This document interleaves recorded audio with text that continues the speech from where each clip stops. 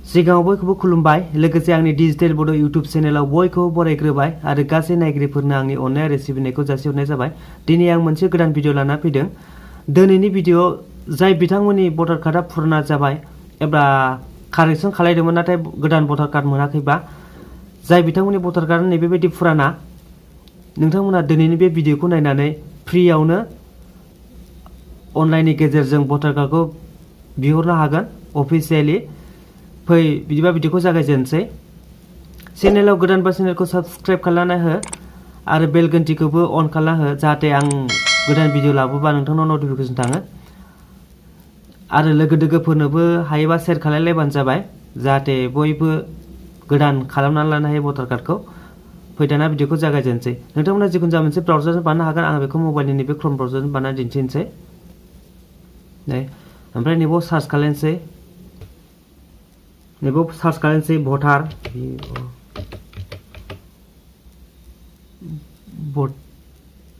ECI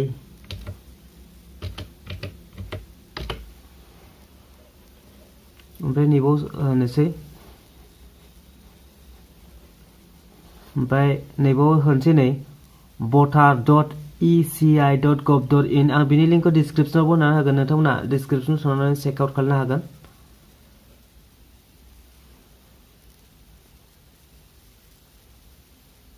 नै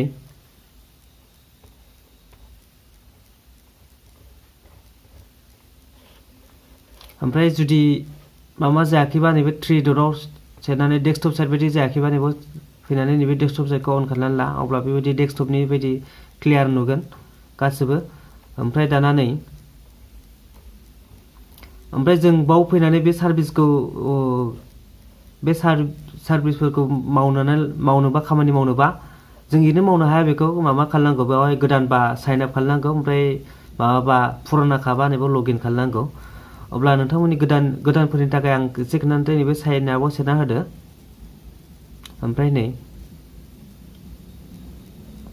नैबाव mobile number होदो नैबाव इमेल एड्रेस होदो। इमेल एड्रेसा कम्पालसरि नङा बेखौ होआबाबो जागोन। ओमफ्राय नैबाव मबाइल नाम्बार होदो ओमफ्राय बाव इमेलखौ होबाबो जागोन होआबाबो जागोन दङबा होबानो जाबाय आरो गैयाबा ओरैनो दोननो हाबाय। ओमफ्राय बे केपचाखौ बाव फिलआप खालायदो ओमफ्राय कन्टिनिउ सेरदो। बिनि उनावहाय रेजिस्ट्रेसन खालामनांगोन पासवार्ड सेट खालामनांगोन। आं बेखौ खालामबाय थाला आंना एकाउन्ट दंखायो लगइन खालामनो। जुदि नैबे साइन आपखौ खालामनो रोङाखैबा कमेन्ट खालामबानो जाबाय आं बिनि आलदा भिडिअ लाना फैगोन। आंना एकाउन्ट दंखायो बेबो गोरलै नायै नायै फिलआप खालामलांबानो जागोन बियो। बेखौ मबाइल नाम्बार होलांदो ओमफ्राय बिनि उनावहाय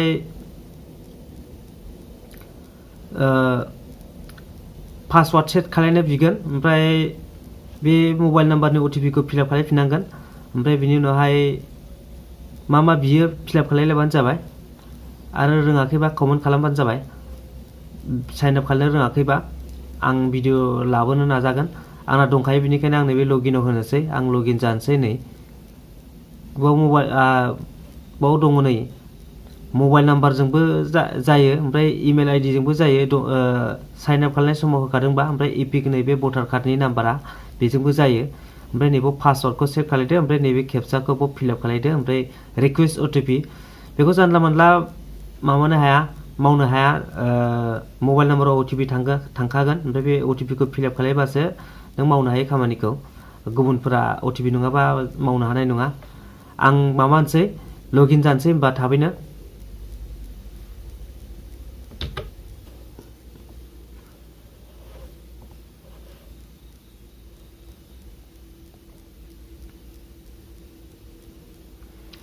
दाना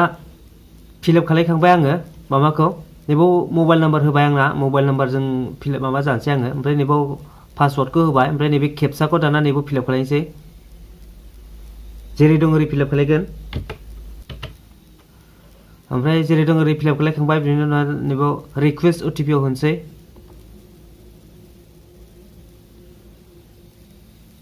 अटिपि फैसिगोन आंनाव फैबायानो। आं अटिपिखौ फिलआप खालायबाय दाना नैबे भेरिफाइ एन्ड लगइनआव होनोसै नै लगिन जाबाय आङो ओमफ्राय नै गाहायाव फैगोन गाहायाव फैनानै नैबाव नै from 8 बाव लिरनाय दं नै shifting of resident correction of inter-existing electoral roll replacement of epic दं नै making of PWD नैबे जों replacement of epic आव होगोन बेखौ बानायगोन बेनिखायनो जों नैबे from आव होनोसै from 8 आव नै ओंखारबाय ओमफ्राय रेजिस्ट्रेशन खालामखानाया नोंनिबा नैबे सेल्फआव होगोन ओमफ्राय जुदि दस्रानिबा नैबाव होनोसै सेल्फआव होबा नागिरनाङा ओमफ्राय नैबे आदार्सआव होनोसै आदार्सआवनो हो नोंथांमोनाबो ओमफ्राय नैबाव भटार कार्डनि नाम्बारखौ होनांगोन नैबाव भटार कार्डनि नाम्बारखौ होनांगोन इपिक नाम्बार आं फिलआप खालामनोसै ओमफ्राय फिलआप खालामबाय आङो माबाखौ एपिक नाम्बारखौ दाना नैबे साबमिटआव होनोसै ओमफ्राय ओंखारनोसै नै बे नंगौना नङा नायफामदो आरो जुदि नोंथाङा बे एपिक नाम्बारखौ भटार कार्डनि नाम्बारखौ डाइरेक्ट होखादोंबा ओंखारखागोन बेनो ओमफ्राय बेखौ नायखांनायनि उनाव नैबाव अकेआव होदो ओमफ्राय दाना नैबाव अपसन ओंखारबाय पार्ट नाम्बार ओंखारदों बाव सिरियेल नाम्बारबो ओंखारदों नै ओमफ्राय शिफ्टिं अफ रेजिडेन्ट नोंथाङा मा खामानि मावनो नागिरदों बेखौ सिलेक्ट खालामनांगौ शिफ्टिं अफ रेजिडेन्ट जोंना शिफ्टिं रेजिडेन्ट नङा ओमफ्राय कारेक्सनबो नङा जोंना ओमफ्राय issue of replacement EPIC without correction नैबे नै जों कारेक्सन खालामालासे रिप्लेसमेन्ट खालामनो नागिरदों माने बिहरफिननो नागिरदों माबाखौ भटार कार्डखौ बेनिखायनो बेखौ सिलेक्ट खालामबाय ओमफ्राय नैबे अकेआव होबाय जों ओमफ्राय नैबेखौ फिलआप खालामनांसिगौ दाना नै स्टेटआ आसाम ओंखारबाय ओमफ्राय डिस्ट्रिक्टआबो ओंखारखाबाय ओमफ्राय नैबे माबाबो ओंखारखाबाय नै एसेम्बलियाबो एसेम्बलि कनस्टिटुवेन्सि ओमफ्राय नैबे जेबो जाया नै बेयाव जेबो खालामनाङा दाना नेक्स्टआव होदो ओमफ्राय नै नामा ओंखारबाय नामा जेरै दं ओरै ओंखारबाय नै ओमफ्राय दाना नै आधार डिटेल्सखौ होनोबा नैबाव सिलेक्ट खालामदो आं होनोसै बेखौ आधार नाम्बार बिदों नै नैबाव होनोसै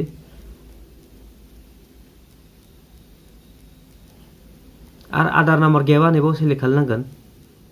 ओमफ्राय आधार नाम्बार दंखायोबा होफाबानो जाबाय लिंक जानांगौ दानि जुगाव गासिबजोंबो आधार कार्डआ बेनिखायनो आंना आधार नाम्बार दंखायो बेनिखायनो नैबे आधाराव होबाय आङो नोंथांमोना जुदि आधार कार्ड गैयाबा नैबाव सिलेक्ट खालामनो हागोन आंना आधाराव सिलेक्ट खालामनानै आधार नाम्बार होनानै होनोसै आङो आधार नाम्बार होबाय दाना नैबे गाहायाव नै माबा दं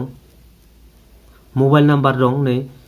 मबाइल नाम्बारखौ होनोबा नैबाव होनांगोन आरो जुदि माबा गावनि गैयाबा नैबे माबानि रिलेटिभनि जिखुनु जा फादार मादारफोरनि दङबा नैबाव सिलेक्ट खालामनो हागोन गावनि दङबा नैबाव सिलेक्ट खालामनांगोन ओमफ्राय इमेल आइडि नैबेना नै इमेल आइडिखौबो गावनि दङबा बाव होनांगोन ओमफ्राय फादार मादार दङबा बाव होनांगोन आं नैबे सेल्फआव सिलेक्ट खालामनोसै मबाइल नाम्बारखौबो ओमफ्राय नैबाव मबाइल नाम्बार होनोसै ओमफ्राय इमेल आइडिखौ होला नैबाव नेक्स्टआव होनोसै नै बाव जेबो जाया नै ओमफ्राय गाहायाव फैनोसै नै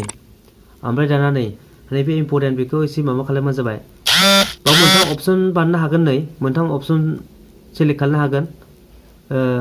without replacement EPIC without correction बिनिया नैबाव लस्टआव होबा मामा ओंखारो माने नै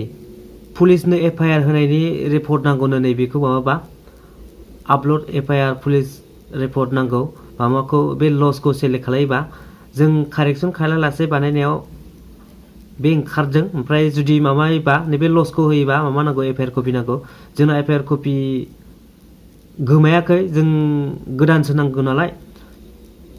नोंथांमोना गोमादोंबा बेखौ सिलेक्ट खालामबानो जाबाय माबाखौ बे पुलिस रिपर्टखौ माबानानै अनलाइनावबो एप्लाइ खालामनो हायो दानि जुगाव बे माबाखौ एफआइआर पुलिस रिपर्टखौ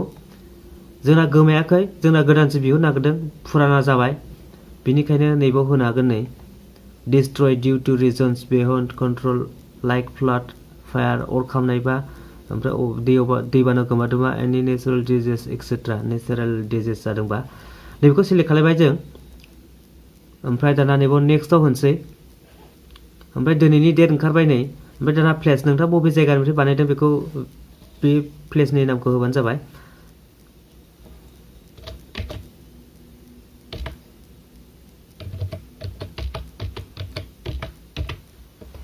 आं प्लेसनि नामखौ होबाय ओमफ्राय दाना नैबे नेक्स्टआव होनसैलाय बे केपचाखौ जेरै दं ओरै फिल आप खालामसै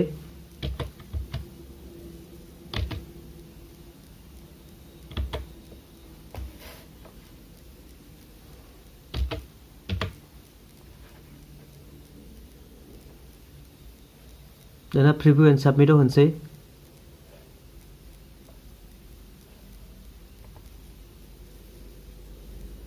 नै ओंखारबाय फर्मआ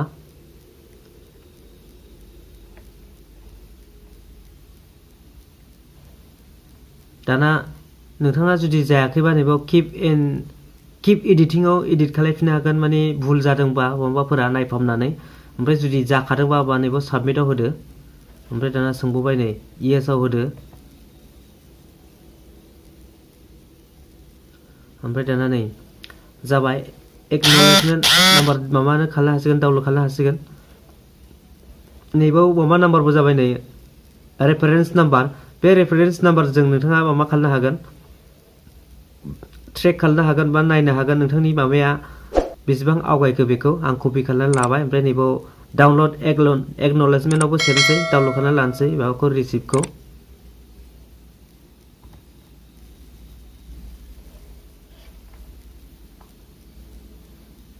जाबाय नै PDF फाइल बेबो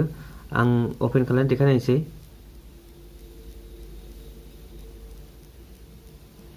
नै बेनोमोन नै बे फर्मानो माबा डाउनलड जादों मा कारेक्सन खालामदों बे फर्मानो डाउनलड जादों नै ओमफ्राय आं दाना बेक फैफिननोसैलाय ओमफ्राय नैबे अकेआव होनसै ओमफ्राय जाबाय ओमफ्राय जुदि नोंथांनि फर्मा बेसेबां आवगायखो नायनोबा नों गाहायाव फैनानै नैबाव दं नै नैबाव ट्रेक एप्लिकेशन स्टेटास ओमफ्राय बाव सेरनोसै बेसेबांसिम आवगायखो बेखौ नायनोबा ओमफ्राय नैबाव रेफारेन्स नाम्बार दहायनि रेफारेन्स नाम्बार कपि खालामनायखौ होनोसै ओमफ्राय दाना नैबाव स्टेटखौ सिलेक्ट खालामसै आसामनि नालाय आसाम सिलेक्ट खालामबाय ओमफ्राय दाना साबमिटआव होनसै अब्लानो ओंखारसिगोन बेसेबांसिम आवगायखो नैबेनो नै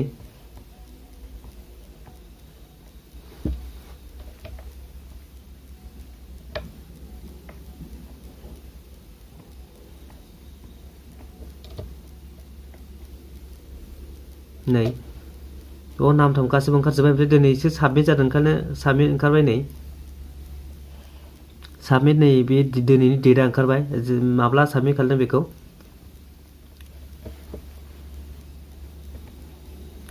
अब्ला एसेनोसै दिनैनि भिडिअखौ नायखांनानै नोंथांमोनाबो भटार कार्डआ फुरानाबा एबा कारेक्सन खालामनानै जुदि गोदान भटार कार्ड मोनाखैबा नोंथांमोना बे भिडिअखौ फार्स्टनिफ्राय जोबजासिम नायनानै बेबायदिनो कारेक्सन खालामनानै लानो हासिगोन गावबा गावनो आरो जुदि माबाफोर बुजिनो मोनाखै बा माबाफोर जेंना ओंखारदोंबा बानायनायाव कमेन्ट खालामबानो जाबाय आं रिप्लाय होनो नाजागोन दिनैनि थाखाय एसेनोसै होनबा भिडिअखौ जोबजासिम नायनायनि थाखाय गोजोन्थों थेंक इउ